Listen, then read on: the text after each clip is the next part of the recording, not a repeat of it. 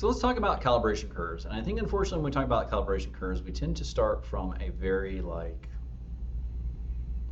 we know the answer, and so we kind of work backwards from it. So let's take a very fundamental look at where calibration curves come from. And let's ignore all previous information, and let's just think about it from a standpoint of what do we expect. So we have some source of energy. And this source of energy is going to act on our sample. And out the other side is going to come some photons.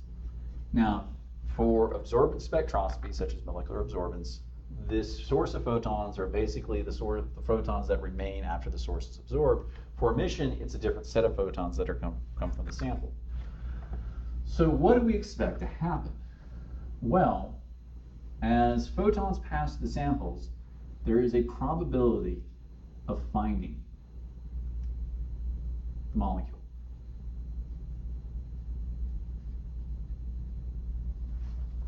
And just because they find the molecule doesn't mean there's an interaction, so there's a probability of a photon interaction. And this is going to be basically the number of interactions. Now, in terms of the probability of finding, we would prefer it's going to be the total number of atoms in space. So what we want to do is find the number of atoms in space. So this is going to be the concentration of whatever I is times the volume of the sample times the probability of a photon interaction. Now, typically what we can get away with these measurements is that even though there's the volume, so there's two volumes here, like there's the volume of the beam itself, but the volume of the beam passing through the sample is going to have two aspects to it. First is the cross-sectional area of the surface, because it's basically coming out as a column of light. And then as it passes through the sample, the more sample it has to pass through, that's the second component there, that's the path length. So we're going to split our volume into two components. First is path length. And lumped into this probability is the cross-section.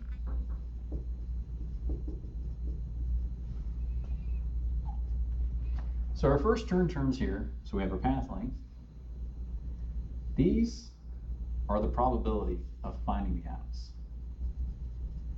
And our cross-section times the probability of interaction, well, that's the probability of interaction. And this is more or less where Beer's law comes from.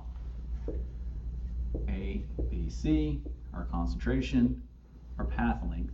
And again, both of these are just kind of lumping together this term here to kind of compensate for the fact that we're not looking at the full volume of the cuvette. We're looking at a volume created by the cross-section of the beam times how far it passes through the sample.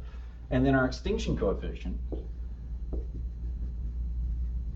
basically tells us how well it interacts and the cross-sectional area of the beam that's going through it. So there's a lot wrapped up in here. But all you see here is a purely linear relationship, and this makes sense. So what we expect to see is a linear relationship.